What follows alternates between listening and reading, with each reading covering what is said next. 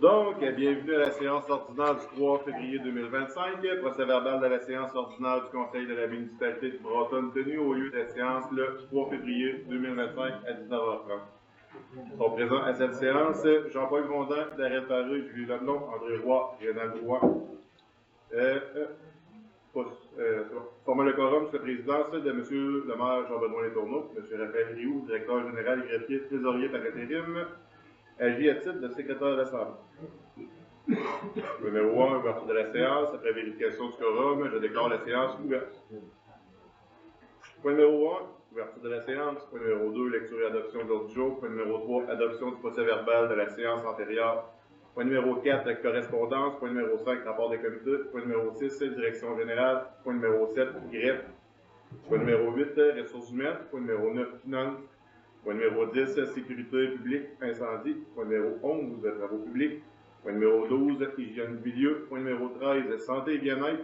Point numéro 14, urbanisme et environnement. Point numéro 15, développement économique. Point numéro 16, loisirs, culture et parcs.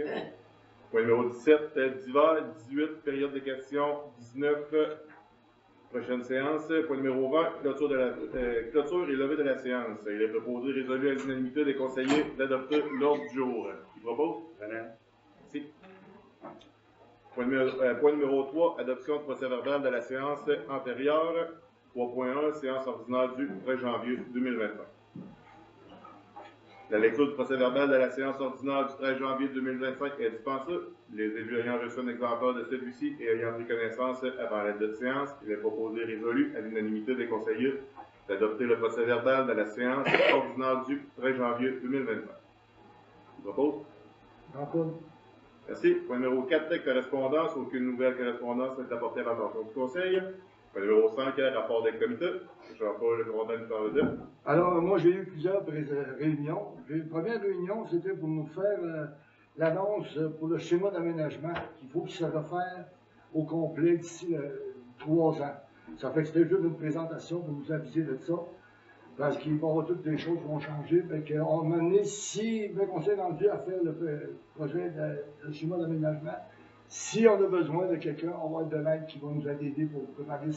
Ça va être plusieurs réunions qui vont se faire pendant les 3 ans. Ensuite de ça, j'ai eu une autre réunion avec le climat. On a eu avec nous, on avait Sacré-Cœur de Jésus, on avait Saint-Pierre-au-Brenton et Sainte-Clotilde. C'est encore pareil, c'est encore une présentation de la vision climatique. Ça fait que c'est encore un dossier qui va demander plusieurs réunions. Après ça, j'ai eu une autre réunion avec le SDE, Société de développement économique. Encore, c'est une première, ça, pour de l'information. Puis il va y avoir des suivis là-dedans, parce qu'il faut tout le temps arriver d'aller dans le développement économique, de grossir et d'aider dans ce département-là. Alors, pour ce qui est des réunions, ça fait le tour au mois depuis le 13 de janvier. Merci beaucoup, Darrell. Pas grand-chose. Rappel du Festi-Neige qui a lieu le 15 février, soit samedi, dans 2 semaines. Et puis en fin de semaine, le 8, c'est le tournoi des 50 ans et plus. Le tournoi de l'âge d'or. Ben, c'est 50 ans. 50 ans et plus? Il appelle ça le tournoi de l'âge d'or. C'est le temps d'aller faire un tour. Rappeler des bons souvenirs. Merci. Merci beaucoup. Julie? Le bilan sans vue pour le mois de janvier, dans le fond, il y a eu juste 4 appels. Le 4 janvier, il y a eu une assistance à Anne-Stock pour une désincarcération. Le 10 janvier, il y a eu une assistance à Anne-Stock pour un feu de cheminée sur la route de l'église. Le 16 janvier, il y a eu le feu de véhicule dans la cour de l'Arena à East Broughton. Le dossier a été transmis à la Sûreté du Québec pour une enquête. Le 30 janvier, il y a eu un feu de cheminée sur la rue Notre-Dame à East Broughton. Après ça, les premiers répondants, dans le fond, il y a eu 3 appels pour le mois de janvier. Il y a eu un appel pour un étouffement, puis après ça, il y a eu une perte de conscience dans le secteur de Broughton. Puis il y a eu un autre appel pour Sacré-Cœur de Jésus, c'était un arrêt cardio-respiratoire. Merci beaucoup. André? Oui, moi j'ai eu la réunion pour le climat, en même temps que Jean-Paul aussi. Ça a été tout pour ce mois-ci. Merci beaucoup. Rénal Roy? Moi, je n'ai rien pour le mois de janvier pour la biblio. Merci. Point numéro 6, direction générale. 6.1, contrat de travail, renouvellement de mandat. Attendu que la municipalité désire renouveler le mandat de Raphaël Rioux pour occuper les fonctions de directeur général par intérim. Attendu que Raphaël Rioux accepte de renouveler son mandat pour 2 périodes de 3 mois supplémentaires. Attendu que les parties désirent consigner au présent contrat les conditions de travail du directeur général par intérim. Attendu que le présent contrat n'a pas pour effet de déroger aux normes minimales d'ordre public prévues à la loi sur les normes du travail qui s'appliquent au directeur général. Pour ce motif, il est proposé et résolu que le conseil municipal accepte le contrat et autorise le maire Jean-Benoît Letourneau à signer. Qui propose? Renard. Merci beaucoup. Numéro 7, greffe. 7.1, avis de motion du dépôt du projet de règlement numéro 2025-13000-00, règlement déléguant le pouvoir de dépenser et décrétant les règles de suivi budgétaire. C'est résumé. Bon, en gros, c'est juste une mise à jour du règlement, parce qu'avec le temps, à un moment donné, il y a eu un peu de mouvement, donc on garde des standards généraux du MAMACH pour la délégation du pouvoir de dépenser. Ça pense quelqu'un qui propose? Oui. Jean-Paul. Merci. 7.2, avis de motion et dépôt du projet de règlement numéro 2025-13-000-02, règlement de tarification des services municipaux.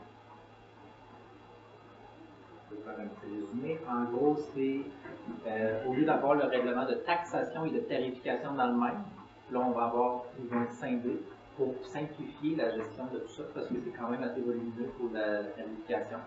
Donc, ça englobe tous les services que la municipalité offre aux citoyens. Là, on vient indiquer les montants, puis à chaque année, ils ne sont pas obligés d'être modifiés. Ils peuvent rester de même pendant le nombre d'années que le conseil le désirera. Qui propose? 7.3, avis de motion et dépôt du projet de règlement numéro 2025-13-000-03, règlement sur la gestion contractuelle. Le gouvernement exigeait avec le projet de loi 57 de faire un ajustement à la gestion, règlement de gestion contractuelle, donc on est dû à mettre à jour. En même temps, on vient simplifier parce que l'ancien règlement était fixé dans le temps sur le plafond pour les appels d'offres publics, qui était à environ 100 000. Là, on vient à côté les plafonds d'appels d'offres publics du gouvernement, donc ça vient simplifier davantage l'attribution de contrats à l'interne. Et aussi, on vient introduire les nouvelles autorisations que le ministère des Finances vient introduire, qui est de contracter avec un élu s'il n'y a pas d'autres commerces dans le même milieu et que c'est le seul à offrir un tel service. Merci. Qui propose? 7.4, procédure portant sur la réception et l'examen des plaintes formulées dans le cadre de l'adjudication ou attribution de contrats. C'est un complément du règlement. C'est toujours en 2 parties. On est obligé de l'avoir pour tout ce qui est lorsqu'il y a un appel d'offres public. C'est vraiment indiquer comment ça fonctionne et tout. Puis en même temps, le site Internet a été bonifié pour la gestion contractuelle. Donc, chaque portion doit être détaillée aussi. Puis le lien pour aller avoir accès au formulaire de demande et aussi sur le site Internet. Donc, si jamais quelqu'un en ressent besoin, toute l'information doit y être. Merci beaucoup. Qui propose? 7.5, adoption du règlement 2025-1-00-00, règlement concernant la régie interne de séance du Conseil. C'est le règlement qui a été déposé à la dernière séance, qui fait suite aussi à la modification de la loi par le projet de loi 57. On vient rappeler un peu les règles de respect de sécurité lors des séances. Donc, en même temps, il est très bien cadré. Il va être disponible sur le site Internet. Vous allez voir, vous êtes capable de voir le fonctionnement complet d'une séance dans le règlement, contrairement à d'autres règlements. Des fois, il manque un petit peu de détails de comment ça fonctionne. Vous allez pouvoir lire en détail. C'est quel le volume du... c'est écrit ma phrase.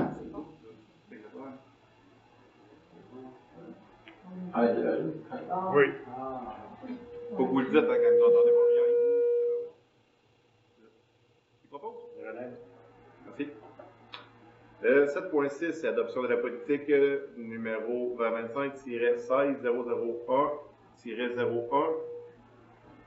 politique de prévention et de prise en charge des situations de harcèlement, de violence et d'incivilité au travail. Ça fait suite à la modification sur les normes du travail au niveau de la prévention du harcèlement. Il y a eu beaucoup d'ajustements en 2024 à ce niveau-là, au cours de août-septembre.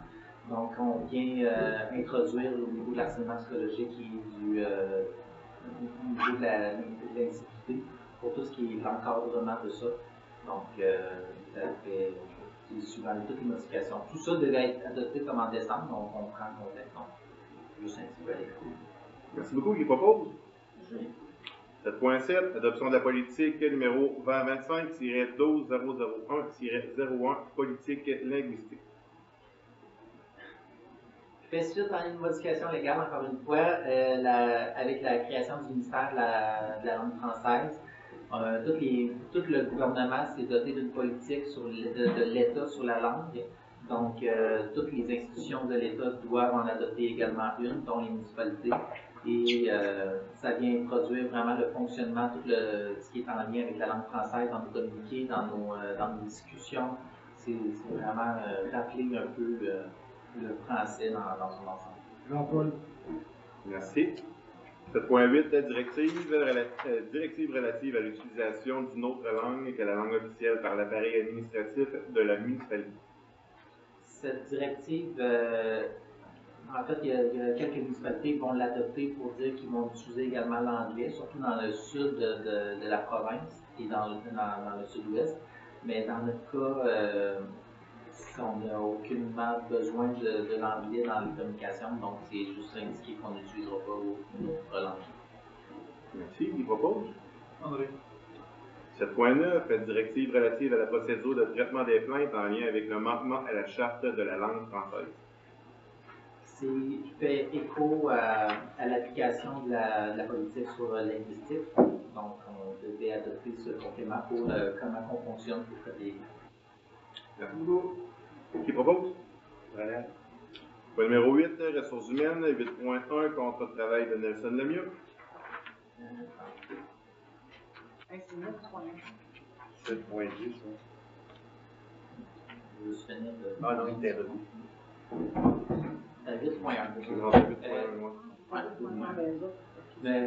En gros, M. Lemieux est à l'emploi de la municipalité depuis le 1er juin 2011 et il n'a jamais eu de contrat de travail, donc on vient officialiser le tout là, dans ce nouveau contrat-là.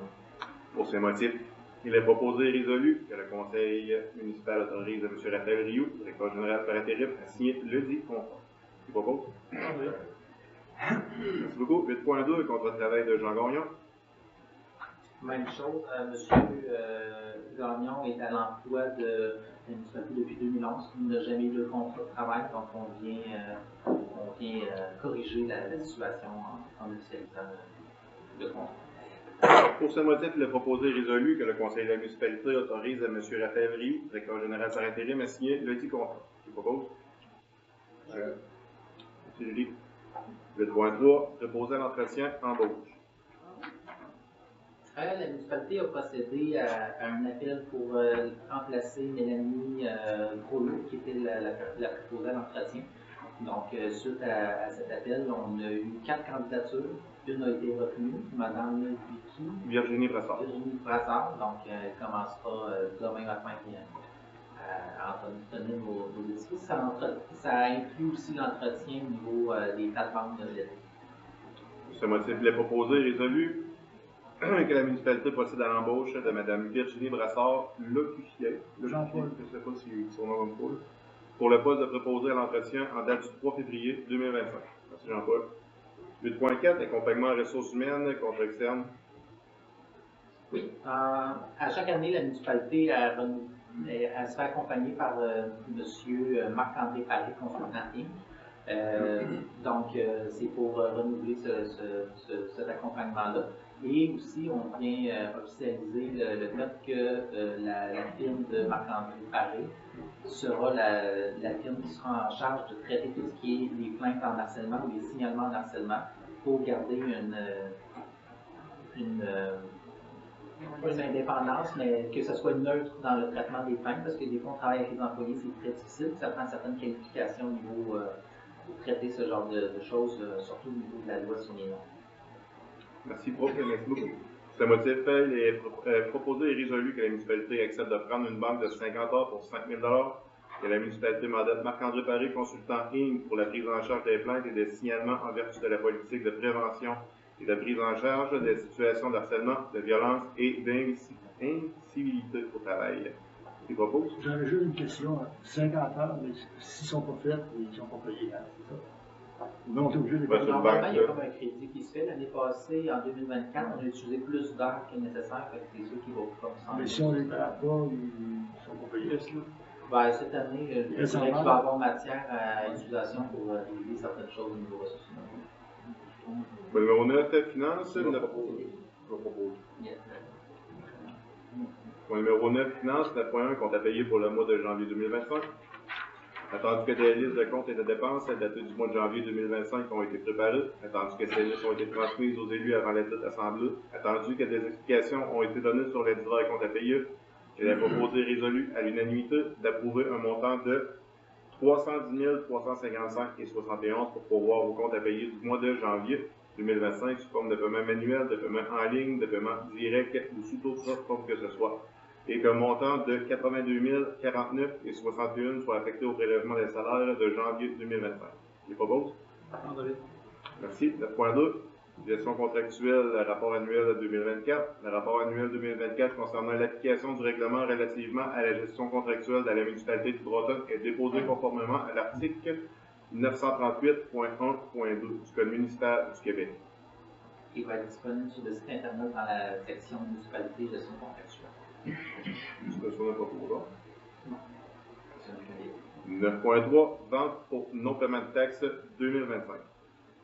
Attendu que la municipalité doit percevoir toute taxe municipale sur son territoire, attendu qu'il est dans l'intérêt de la municipalité de transmettre au bureau de la MRC la liste des immeubles pour lesquels les débiteurs sont en défaut de payer les taxes municipales, afin que ces immeubles soient vendus en conformité avec les articles 10, 22 et suivants du Code municipal. Pour ces motifs. Non? Je peux parler un petit peu plus fort? Oui, s'il vous plaît. Ok. Si je monte le volume, là, ça se Je vais le faire un petit peu plus proche. En fait, la vente pour non-paiement de taxes, c'est comme à chaque année. On envoie les immeubles de ceux qui n'ont pas payé leurs taxes selon deux critères. On parle d'un critère de plus de 12 mois, puis un montant de. C'est un solde de plus de 12 mois et ayant un montant de plus de 100 $. Donc, tous ceux qui dépassent à partir de 2023, ben, ça serait dans la liste des gens qui seraient envoyés pour vendre pour taxes. Jean-Paul. Merci. 9.4, remboursement de prêts.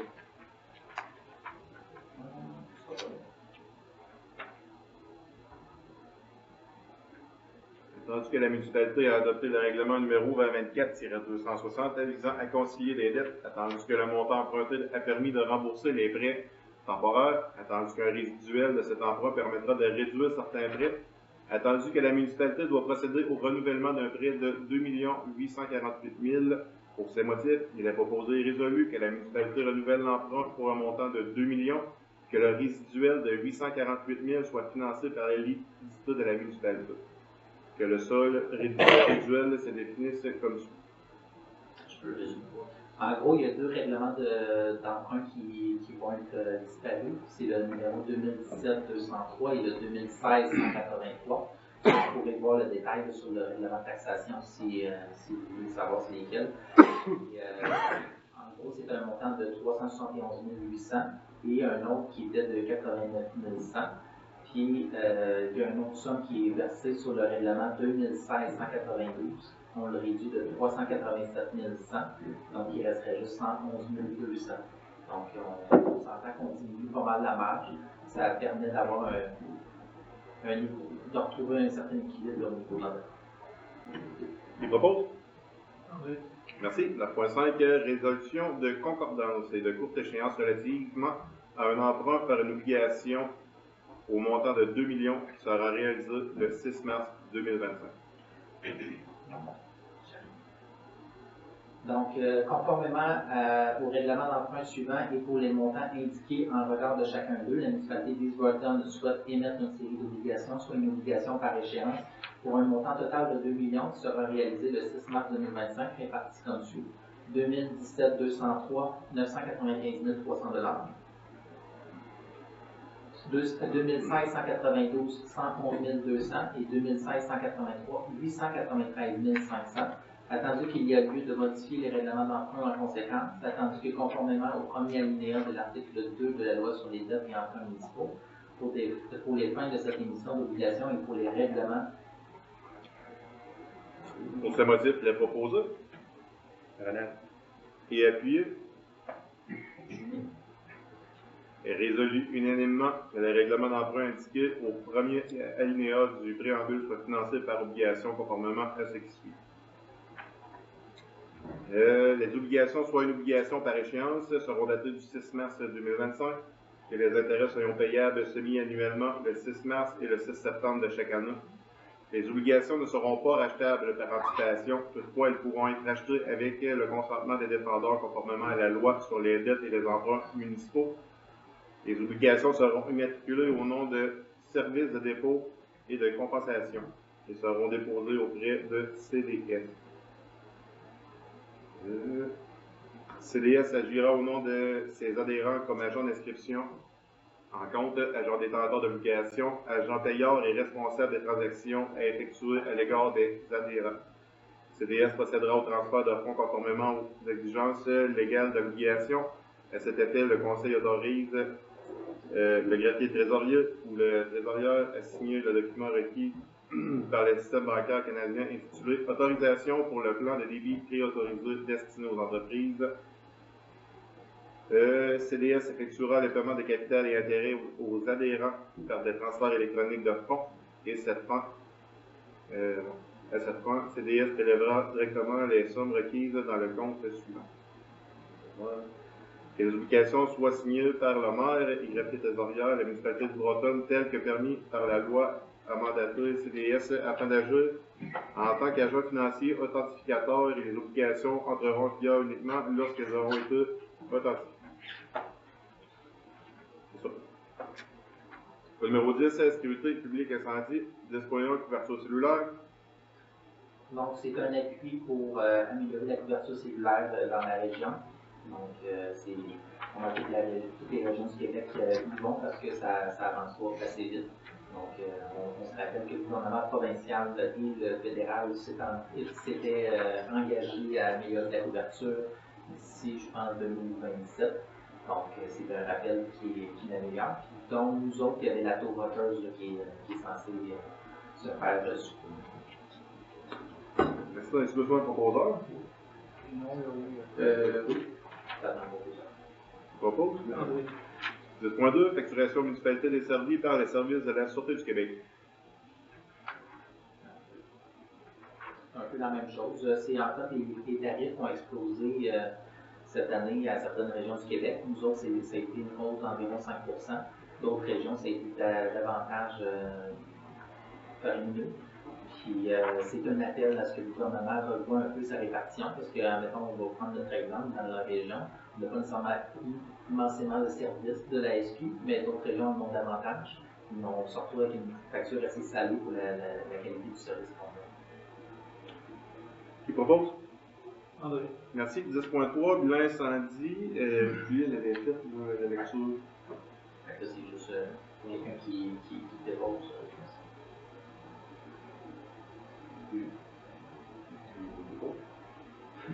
Ça va être ça. Julie l'a déposé.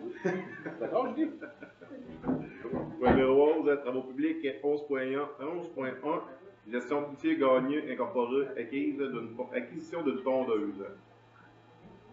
Attendu que la municipalité désire faire l'acquisition d'une tondeuse en vue de réaliser elle-même les tâches d'entretien des parcs et espaces verts, attendu que Gestion Routier Gagnon Incorporée était le contractant en charge de contrat de tonte de gazon pour ces terrains et que le contrat se terminait à l'automne 2025, attendu que Gestion Routier Gagnon Incorporée a proposé de céder le contrat d'entretien avec la vente de la tondeuse. Pour ce motif, il est proposé et résolu que la municipalité accepte la facture numéro 1232 de Gestion Routier Gagnon incorporé au coût de 17 000 avant taxe. Qui propose? Oui. Merci. Numéro 12, hygiène du milieu. 12.1, traitement des matières organiques et des gros rebuts, contrat 2025. Attendu que la municipalité renouvelle son contrat pour le traitement des matières organiques chaque année. Attendu que le renouvellement inclut la collecte des gros rebuts. Attendu que le service sanitaire Denis Fortier a soumis le contrat pour l'année 2025.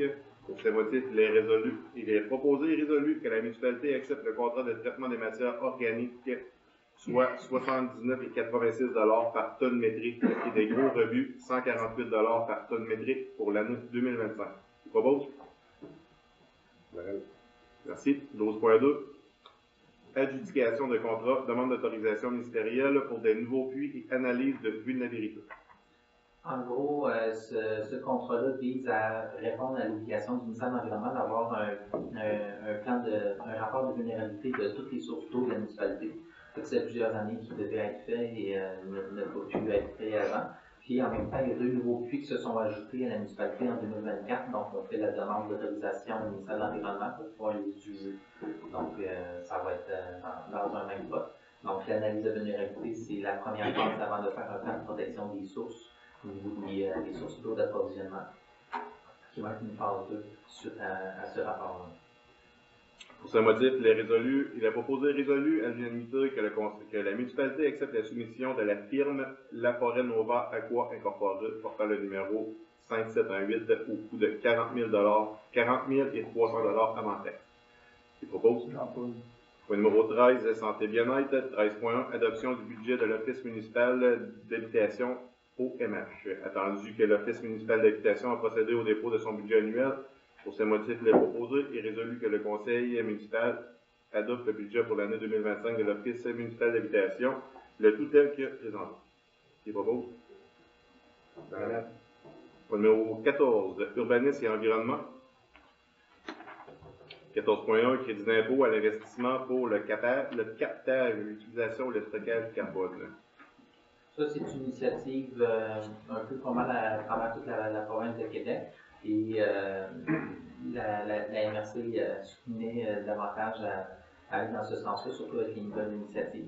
Donc, c'est surtout pour encourager des initiatives au niveau du secteur industriel qui visait à réduire. Puis, on a un exemple à Thetford où il y avait un projet comme tel de capter le carbone puis l'enfouir dans le sol. Qui propose? André. Merci. Pour le numéro 15, développement économique terrien. Pour le numéro 16, loisirs, culture et parcs. 16.1, embauche des coordonnateurs estivaux pour loisirs. Attendu que la municipalité met à la disposition des citoyens diverses activités pour la saison estivale pour les jeunes. Attendu que le bon fonctionnement est assuré par des coordonnateurs qui permettent de coordonner les activités, les communications, les employés et les employés. Attendu que M. Maxime Olivier Roy a occupé le poste de coordonnateur de 40 jours la saison dernière et qu'il a confirmé son intérêt à revenir cette année. Attendu que Mme Chloé Gosselin a occupé le poste de coordonnatrice de soccer la saison dernière et qu'elle a confirmé son intérêt à revenir cette année. Pour ce motif, il est proposé et résolu que la municipalité embauche M. Maxime Olivier Roy à titre de coordonnateur de Canjo et Chloé Gosselin à titre de coordonnatrice de soccer pour l'été 2025. Qui propose? Merci. 16.2, installation d'un système d'Internet au centre des loisirs des jardins. Peut-être un résumé de la place. En gros, à l'Arena, ceux qui vont, vous pouvez constater que puis même quand vous n'avez aucun Internet dans les gradins, et l'Internet est difficile autant pour les employés, autant pour les marqueurs, puis autant pour les usagers. Donc là, le projet vise à permettre d'améliorer l'accessibilité à l'Internet autant dans les gradins, puis aussi par le fait même pour les matchs de hockey ou de toute match qu'il y a sur la glace. Dans l'aréna, ça va simplifier aussi pour les communications là, au niveau des loges pour le pointage. Donc, ça vient améliorer l'expérience à tous, puis ça améliore aussi la sécurité pour les employés quand ils ont des communications à faire ou quoi que ce soit. Pour ce motif, il est proposé et résolu que la municipalité procède au correctif estimé à 1 745 $ pour améliorer le réseau Internet. Qui propose? Voilà. Merci. Une question, on sait quand est-ce que les travaux commencent? Dès qu'on a le tout, on va pouvoir enclencher le tout. C'est juste un ajustement au niveau de l'équipement. Il y a quand même beaucoup d'affaires.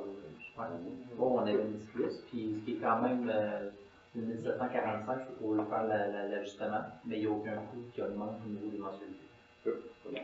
16.3, Galette Box 2025, tandis que la Galette Box aura lieu le 26 avril 2025 au Centre des loisirs des Jardins, tandis que des boissons alcoolisées seront vendues et que l'obtention de permis de réunion est primordiale. Pour ce motif, il est proposé et résolu à l'unanimité des conseillers que la directrice des loisirs procède à la demande du permis de réunion pour le Galette Box prévu le 26 avril 2025. Propose. 16.4, inscription aux activités estivales 2025, il n'y a rien. Ben non, c'est vrai. 16.4.1, 4 jours. Je sais pas le résumé, c'est quoi. Ouais. En gros, on vient fixer les tarifs pour l'année 2025. Cette année, au lieu d'avoir 8 semaines, on tombe à 8 semaines de 4 jours. La différence, c'est surtout qu'à la fin, ça devenait difficile de garder tous les moniteurs en poste à cause du retour à l'école. Et aussi, il y avait moins de gens qui participaient. Et les 4 ans cette année ne seront pas acceptés parce que c'est beaucoup plus difficile d'avoir des moniteurs qui sont en mesure de changer les couches. Il y en a qui sont plus autonomes, il y en a d'autres que c'est plus difficile à contrôler. Au niveau de la proposition des coûts, on parle que pour les résidents, je vais vous donner un exemple, pour l'inscription complète des 7 semaines, c'est 480 $, service de garde inclus. Mais on a aussi un tarif qui est différent pour les non-résidents, on parle du double. Donc, ceux qui sont de l'extérieur de East Burton vont payer le double des tarifs que East Burton paye. Puis, en même temps, pour les résidents de East Burton, on parle qu'il y a un rabais pour le deuxième enfant de 20%, troisième enfant inclus, c'est 35%. Et on parle aussi d'une, il me semble qu'il y avait un autre avantage. Je me souviens plus, ça me sortit la tête. Mais bref, ça permet d'avoir quand même de fournir un service qui est abordable pour la municipalité dans un sens où c'est quand même une énorme dépense pour la municipalité en général, puis ben, ça priorise aussi les résidents de East Burton. Merci. Tu proposes? Merci. 16.4.2, inscription Ligue de soccer Beauce-Sang. Tandis que la directrice des loisirs a soumis la grille tarifaire pour les inscriptions des loisirs pour l'été 2025, tandis que la politique prévoit des avantages pour les familles ayant plusieurs enfants, dont 20% de rabais pour l'inscription du deuxième enfant et 35% de rabais pour l'inscription du troisième enfant. Pour ce motif, il est proposé et résolu d'accepter la tarification 2025 pour l'inscription au soccer 2025 telle que soumise par la directrice des loisirs. Qui propose? Merci beaucoup. Au numéro 17 d'hiver, on avait. Il y avait le sentier des mineurs. Ouais, dans le fond, le club de la balade nous demandait là. Contribution, pas une commandite, une contribution de 300 $. On la donne à toutes les années, là, fait qu'on va la donner encore cette année. Au numéro 18. La santé, contribution de 300 $, qu'on parle.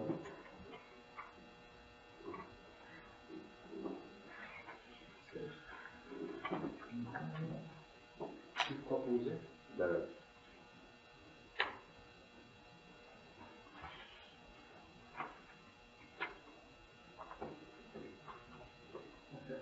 Au numéro 18, période de questions. Oui. Vous avez le sentiment de protéger vos citoyens à l'aréna. Vous faites quoi sur la 112, là, côté nord, côté sud, avec vos panneaux de signalisation? Les provinciales devraient, les polices, vous travaillez avec? Toutes les autres municipalités ont 2 panneaux, ça fonctionne à l'année. Nous, ici, on n'est pas capable de garder un panneau fonctionnel là. Changer de compagnie, changer de faire de quoi, il n'y en a pas de marquement. Ouais, ben, premièrement. Vous travaillez avec la sûreté. Non, on ne travaille pas avec la sûreté. Puis en plus, quand ils donnent l'étiquette sur le boulevard, la 112, l'argent ne nous revient même pas. Parce que c'est pas une route qui nous appartient. Ça ne protège pas nos citoyens, la 112. Si un panneau de signalisation, il y en a au moins 60% qui vont ralentir en voyant le panneau. Ouais, ben, je voulais faire ajouter une lumière ici au coin de la rue, puis ça a été refusé. On va justement faire la demande. Mais, sur toutes les autres municipalités, ils ont 2 panneaux. Il y en a un avertissement, un pour la vitesse. Ça fonctionne partout. Marchez autour. Et puis, à l'année, tu passes là, il fonctionne. Nous autres, c'est non. Ils sont défectueux, puis ils sont défectueux, puis c'est de former des pièces. Achetez-en d'autres. Oui, c'est ça, puis c'est quand même. Allez voir les autres municipalités, pour dire avec. Il fallait avoir un budget pour, parce que c'est quand même assez dispendieux, c'est 5 à 6 000 du panneau. Puis les 2 sont à changer parce que les 2 sont défectueux. Mais ça ne protège pas nos citoyens, tout. Moi, là, le 72 qui me.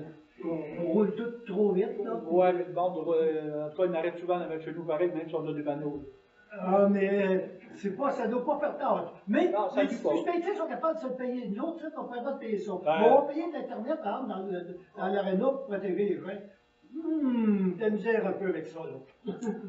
Les panneaux, en tout cas, c'est sûr qu'il va t'en recharger, mais pour voir les budgets. Changer, ça fait plus qu'un an. Ça fait des années que Mais on ça. a commandé des pièces, au début, ils disaient que c'était pas disponible. À un moment donné, quand on était disponible, ça coûtait quasiment le prix du panneau. Fait que là, De on toute a fait- façon, j'ai des demandes à faire du ministère là, pour faire ajouter des pancartes d'affirmateurs interdits.